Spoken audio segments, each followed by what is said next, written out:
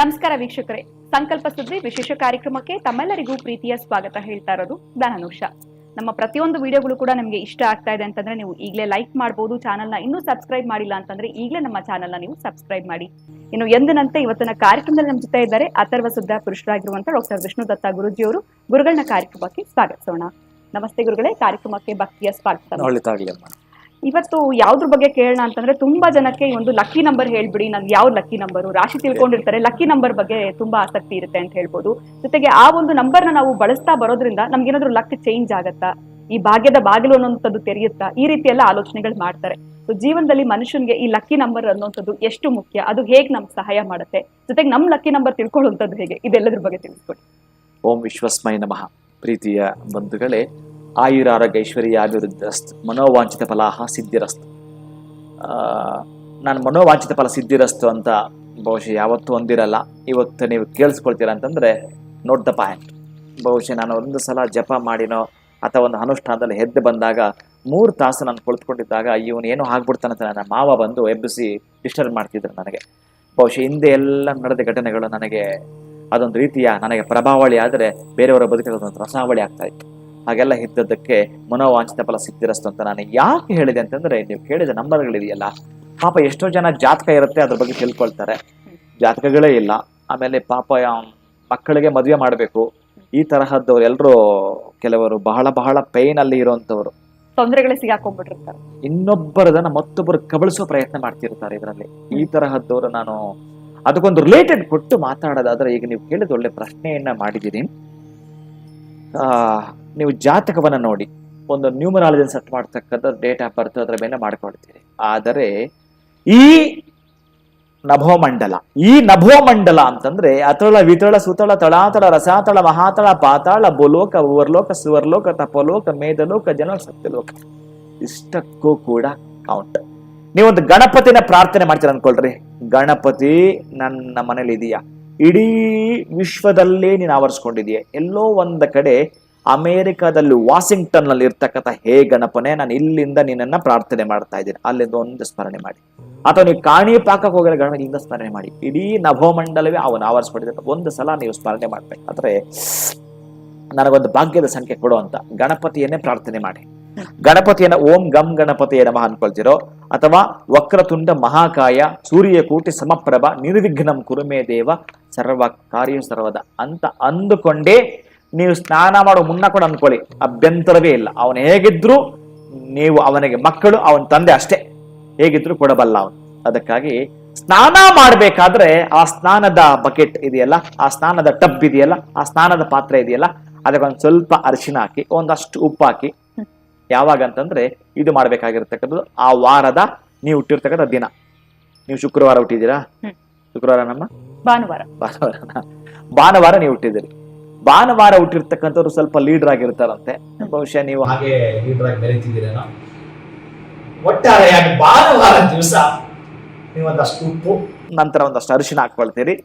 ನಿಮ್ಮ ಭಾಗ್ಯದ ನಿಮ್ಮ ಲಕ್ಕಿ ಇಲ್ಲಿ ಸ್ಟಾರ್ಟ್ ಆಗತ್ತೆ. ಕೆಲವರು ಇರ್ತಾರೆ ಈ ಉಗುರು ಕಚ್ಚೋದು, ಆಮೇಲೆ ವೆಹಿಕಲ್ ಕೀನ ಹಿಂಗ್ ತಿರುಗಿಸ್ತಿರ್ತಾರೆ ಕಿವಿನಲ್ಲಿ, ಬಹಳ ಭ್ರಷ್ಟ ಅದು. ನಾನು ಅದನ್ನ ಹೇಳಲ್ಲ ಈಗ, ಅಭ್ಯಾಸ ಆಗ್ಬಿಟ್ರೆ ಅದು ಮಾಡಬೇಡಿ. ನನಗೆ ಅವ್ರಿಗೆ ಇದು ಅಪ್ಲೇನೇ ಆಗಲ್ಲ. ಸ್ನಾನ ಮಾಡ್ತಾರೆ ಮತ್ತೆ ಹಿಂಗ್ ಕಚ್ಚಿದ್ರೆ ಹೋಯ್ತದು.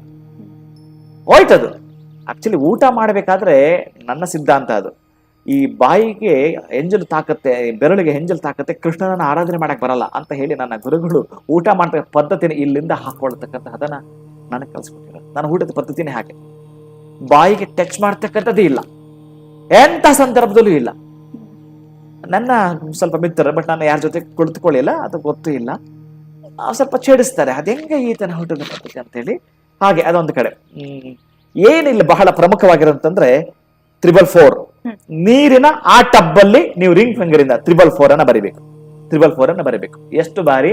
7 ಟೈಮ್ಸ್, 7 ಬಾರಿ 444 ಅನ್ನ ಬರಿಬೇಕು. ನಿಮ್ಮ ಮನಸ್ಸಿಗೆ ಅಂದ್ಕೊಳ್ಬೇಕು, ನಾನು ಏನ್ ದುಃಖ ಇದೆಯೋ ಅದರಿಂದ ನಾನು ದೂರ ಹಾಕ್ಬೇಕು, ನನಗೊಂದು ಲಕ್ ಬರಬೇಕು, ನನಗೊಂದು ಭಾಗ್ಯ ಉದಯವಾಗಬೇಕು ನನ್ನ ಬದುಕಲ್ಲಿ ಅನ್ನೋದಾದ್ರೆ, ಸ್ನಾನ ಮಾಡುವ ಮುನ್ನ ಬೇಕಾದ್ರೆ ಹೂವು ಕಟ್ ಮಾಡ್ಕೊಳ್ತೀರಿ, ಮತ್ತೊಂದು ಮಾಡ್ಕೊಳ್ತೀರಿ. ಸ್ನಾನದಲ್ಲಿ ನೀವು ಅದನ್ನ ಬರೆಯುವಾಗ ಋಣಬಾಧ ನಿವಾರಣಾರ್ಥಂ, ಕಲಹಬಾಧ ನಿವಾರಣಾರ್ಥಂ, ಶತ್ರುಬಾಧ ನಿವಾರಣಾರ್ಥಂ, ಇವರುಗಳಿಂದಲೇ ಬರ್ತಕ್ಕಂತಹ ಭಾಗ್ಯಗಳು ಲಾಕ್ ಆಗ್ತವೆ. ಬರ್ತಕ್ಕಂಥ ಭಾಗ್ಯದವೇ ಲಾಕ್ ಆಗ್ತವೆ. ಎಷ್ಟು ಬಂದ್ರೆ ಪಾಪ ಹಣ ಅವನು ಕೊಡೋದು ಪಾಪ ಇವನೇನು ಹೊಸ ಪಾಪ ಮಾಡ್ಕೊಳಕ್ಕೆ ಆಗಲ್ಲ. ಏನೋ ಒಂದು ಆಸೆ ಇಟ್ಬಿಟ್ಟೆ, ಒಂದು ಬೈಕ್ ತಗೋಬೇಕು, ಒಂದು ಕಾರ್ ತಗೋಬೇಕು, ಏನೋ ಒಂದು ಸೈಟ್ ತಗೋಬೇಕು, ಒಂದು ಮನೆ ತಗೋಬೇಕು ಅಂತ ಇರ್ತಾರೆ. ಈ ಸಾಲಗಾರರು ಬಿಡಲ್ಲ, ಅವನಿಗೆ ತುಂಬಾ ತಾಪತ್ರೆ ಕೊಡ್ತಾರೆ. ಮಕ್ಕಳಿಗೆ ಏನಾದ್ರೂ ಕೊಡಿಸ್ಬೇಕು ಅಂದ್ರೆ ಅಡ್ಡ ಬರ್ತಾರೆ. ಪಾಪ ಏನೋ ಕೇಳಿರ್ತಾರೆ, ಮುದ್ದು ಮುದ್ದಾಗಿ ಮಕ್ಕಳು ಬೆಳೆಸಿರ್ತಾರೆ, ಏನೋ ಕೊಡಿಸ್ಬೇಕು, ಇವನ್ ಯಾವನ ಬಂದು ಅಡ್ಡ ಆಗ್ತಾನೆ. ಅವನು ಕೂಡ ಬೇಕಾದಷ್ಟು ಟೈಮ್ ಕೊಟ್ಟು ಇವ್ರ ಜೊತೆಗೆ ಸಹಕರಿಸತಕ್ಕಂಥ ಸಂಖ್ಯೆ ಲಕ್ಕಿ. ಈ 444 ಅನ್ನ ಬರದಾಯ್ತು. ನಂತರ ಇವನು ಊಟ ತಿಂಡಿ ಎಲ್ಲ ಆಯ್ತಲ್ಲ, ಇನ್ನೇನು ಹೊರಡಬೇಕು. ಹೊರಡುವಾಗ ವಾಯು, ಇದು ಜಲದಲ್ಲಿ, ಜಲ ತತ್ವದಲ್ಲಿ, ಜಲರಾಶಿಯಲ್ಲಿ ನೀವು ಸಂಪೂರ್ಣವಾಗಿ 444 ಅನ್ನ ಬರೆದ್ರಿ. ಇನ್ನು ಹೊರಡಬೇಕಾದ್ರೆ ನೀವು ಮಾಡ್ಕೋಬೇಕಾಗಿರ್ತಕ್ಕಂಥದ್ದು ನಿಮ್ಮ ಲಗ್ನದ ಸಂಖ್ಯೆ, ರಾಶಿ ಸಂಖ್ಯೆ ಅಲ್ಲವೇ ಇಲ್ಲ, ಏನು ಅಲ್ಲ. 333, 555, 666 ಗಾಳಿನಲ್ಲಿ ಬರಬೇಕು. 333. ನೆಕ್ಸ್ಟ್ 333 ಆಯ್ತಲ್ಲ, ಸಂಖ್ಯೆ ಏರ್ಬೇಕಲ್ಲ. 333 ಆದ್ಮೇಲೆ ಮತ್ತೆ ಶುಭ ಸಂಖ್ಯೆ 555 ಅದರ ಮೇಲೆ, ಮತ್ತೆ 555 ಆದ್ಮೇಲೆ 666 ಬರದಾದ್ಮೇಲೆ ಒಂದು ಪ್ರೇಯರ್ ಮಾಡ್ತೀರಿ. ಏನು ಕುಬೇರನನ್ನ ಮತ್ತು ಮಹಾಲಕ್ಷ್ಮಿ ನೆನಪು ಮಾಡ್ಕೊಳ್ತೀರಿ. ನನ್ನ ಕೆಲಸ ಇಲ್ಲಿಂದ ಹಾಕ್ಬೇಕು, ಅದೇ ನಿನ್ನ ಲಕ್ಕಿ ನಂಬರ್. ಅಕ್ಕಿ ಪಿಕ್ಕಿ ಜನಾಂಗಕ್ಕೂ ಲಕ್ಕಿ ಇರೋ ನಂಬರ್ ಅಂದ್ರೆ ಇವೆ. ಅಂದ್ರೆ ಅವ್ರಿಗೂ ಒಂದು ಭಾಗ್ಯ ಸಿಗುತ್ತೆ ಅಂತಂದ್ರೆ ಎಂತಹದಂದ್ರೆ ನಾವು ಇಲ್ಲಿ ತನಕ ಪಡೆದುಕೊಂಡಿರಲ್ಲ ಅಂತಹದ್ದನ್ನ ಪಡೆದುಕೊಳ್ತೀವಿ. ಮತ್ತೆ ನೆಕ್ಸ್ಟ್ ವೀಕ್ ಇದನ್ನ ಮಾಡ್ಬೇಕು. ಯಾವಾಗ ಈ ಅವರ ಸಂಖ್ಯೆಗೆ ಸಂಬಂಧಪಟ್ಟ ನಾನು ಮೊದಲೇ 7 times ಅಂತ ಹೇಳಿದಿನಲ್ಲ, 7 ವಾರಗಳು ಮಾಡೋ ಒಳಗಡೆ ಅವನ್ ಲಕ್ಕಿ ನಂಬರ್ ಪಡೆದುಕೊಂಡೇ ತೀರುತ್ತಾನೆ. ಇದು ಶತಸಿದ್ಧ. ಇದು ಲಕ್ಕಿ ನಂಬರ್ ಅಂದ್ರೆ. ಇನ್ನು ಜಾತಕ ನೋಡಿ ಮಾಡ್ಕೊಳ್ತೀರಿ, ಅದು ನಿಮಗ್ ಬಿಟ್ಟಿದ್ದು. ಜಾತಕ ಇರೋರು ಇಲ್ಲದವರು ಕೂಡ ಇದನ್ನ ಮಾಡ್ಕೊಳ್ಳಿ. ಯಾವಾಗ ಇದನ್ನ ಮಾಡ್ತೀರೋ ನಿಮ್ಮ ಮನೆಯಲ್ಲಿ, ಅಲ್ಲಿಂದ ಆಚೆಗೆ ನೀವೇನೋ ಕಾಟ ಕೊಡ್ತಿರ್ತೀರಿ ಮನೆಯಲ್ಲಿ, ಇವು ನಿಲ್ಲಬೇಕು. ಹೆಣ್ಣು ಮಕ್ಕಳ ಮೇಲೋ ಮಕ್ಕಳ ಮೇಲೋ ಇನ್ನೊಬ್ಬರ ಮೇಲೆ ಇವೆಲ್ಲ ನಿಲ್ಲಬೇಕ್ರಿ. ಫಸ್ಟ್ ಅಪಭ್ರಂಶ ನಿಲ್ಲಬೇಕು. ಇವು ನಿಂತು ನೀವು 7 ವಾರಗಳಲ್ಲಿ ಅದನ್ನ ಪರೀಕ್ಷೆ ಮಾಡಿ ನೋಡಿ, ನಿಮಗೊಂದು ಭಾಗ್ಯೋದಯ ಆಗ್ತಕ್ಕಂತಹದ್ದು, ನಿಮ್ಮನ್ನ ಲಕ್ಕಿ ಹುಡ್ಕೊಂಡು ಬರ್ತಕ್ಕಂತಹದ್ದು. ನಿಮ್ಮ ಬದುಕು ಎಂತ ಆಗಿರ್ತಂದ್ರೆ ಅವಲಕ್ಕಿ ಸ್ಥಿತಿ ತಲುಪಿರ್ತೀರಪ್ಪ. ಈ ಲಕ್ಕಿ ಅನ್ನೋದು ಬಂದ ಮೇಲೆ ಆ ಅವಲಕ್ಕಿ ಕಥೆನೇ ಇರಲ್ಲ. ಅವಲಕ್ಕಿ ಅಂತಂದ್ರೆ ಒಂದು ರೀತಿ ಬಡತನ, ಅದಿರೋದಿಲ್ಲ. ಆ ಲಕ್ಕಿ ಅನ್ನೋದು ಬಂದ ಕೂಡಲೇ ಅದಕ್ಕಾಗಿ ನೀವು ಮಾಡ್ಕೊಳ್ಬೇಕಾಗುತ್ತೆ ಇದನ್ನ. ನಂತರ ಒಂದು ಕೃತಜ್ಞತೆ ನಿಮ್ಮಲ್ಲಿ ಏನಾದ್ರೂ ಅಂತಹದ್ದು ಪಡೆದುಕೊಂಡ ಮೇಲೆ ಆಹಾರವನ್ನ ಪ್ರಾಣಿಗಳಿಗೆ, ಪಕ್ಷಿಗಳಿಗೆ, ಅನಾಥರಿಗೆ, ಈ ಒಂದು ವೃದ್ಧರಿಗೆ ವಿಶೇಷವಾಗಿ ಒಂದು ಸೇವೆಯನ್ನ ಮಾಡೋದನ್ನ ಬರೆದಿಟ್ಕೊಳ್ಳಿ. ಲೋಕಕ್ಕೆ ಕಂಟಕರಾಗಬೇಡಿ. ನಿಮಗೊಂದು ಮಂಟಪ ಸಿಗಬೇಕು ಅದ್ಭುತವಾಗಿ ಅಂತಂದ್ರೆ ನೀವು ಮಾಡ್ಲೇಬೇಕಾಗಿರ್ತಕ್ಕಂಥದ್ದು ಲೋಕೋದ್ಧಾರಕ ಕೆಲಸಗಳನ್ನ ಮಾಡ್ತಾ ಬನ್ನಿ. ಪ್ರತಿಯೊಬ್ಬರು ಕೂಡ ಚೆನ್ನಾಗಿರಲಿ ಅಂತ ಪ್ರೇಯರ್ ಮಾಡಿ. ಅಟ್ಲೀಸ್ಟ್ ನಿಮ್ಮ ಮನೆ ಅಕ್ಕಪಕ್ಕ ಇರತಕ್ಕಂಥ ಅದಕ್ಕೂ ಜೀವ ಇದೆ, ಆ ನಾಯಿಗೆ ಜೀವ ಇದೆ, ಪ್ರಾಣಿ ಪಕ್ಷಿಗೆ ಜೀವ ಇದೆ. ನಿಮ್ ಕೈಲಿ ಏನು ಸಾಧ್ಯ ಆಗುತ್ತೆ ಆ ಆಹಾರವನ್ನ ಕೊಡಿ. ಅದೇ ಆಹಾರ ಕೊಡು ಅಂತ ಆ ಹಣೆ ಬರೆದ್ರೆ ಬ್ರಹ್ಮ ಬರದಾಕಿರ್ತಾನೆ. ನಾನು ನಿನಗೆ ಹೇಳ್ಬೇಕು ಅಂತ ಬ್ರಹ್ಮ ನನಗೆ ಹೇಳಿರ್ತಾನೆ.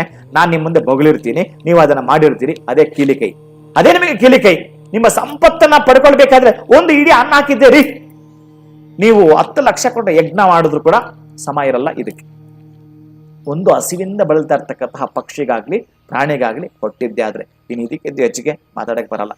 ಯಾತ್ ಹೊಳಿತಾಗ ಖಂಡಿತ ಗುರುಗಳೇ. ಸೊ ಈ ಕಾರ್ಯಕ್ರಮದಲ್ಲೇ ಇಷ್ಟು ಕಡಿಮೆ ಸಮಯದಲ್ಲಿ ಇಂಥ ಒಳ್ಳೆ ಟಿಪ್ಸ್ ಕೊಡ್ತೀರಾ. ಇನ್ನು ಖಂಡಿತ ಗುರುಗಳೇ, ಕಾರ್ಯಕ್ರಮದಲ್ಲಿ ಬಂದು ಸಾಕಷ್ಟು ಮಾಹಿತಿಗಳನ್ನ ತಿಳಿಸ್ಕೊಟ್ಟಿದ್ದೀರಾ. ಬಹಳ ಧನ್ಯವಾದಗಳು. ನಮಸ್ಕಾರ. ಶ್ರೀನಿವಾಸ. ಇವತ್ತಿನ ವಿಶೇಷ ಕಾರ್ಯಕ್ರಮವನ್ನು ಮುಗಿಸುವಂತ ಸಮಯ ಆಗಿದೆ. ಮತ್ತೊಂದು ಹೊಸ ಸಂಚಿಕೆಯಲ್ಲಿ ತಮ್ಮನ್ನ ಭೇಟಿ ಮಾಡ್ತೀನಿ. ನಮಸ್ಕಾರ.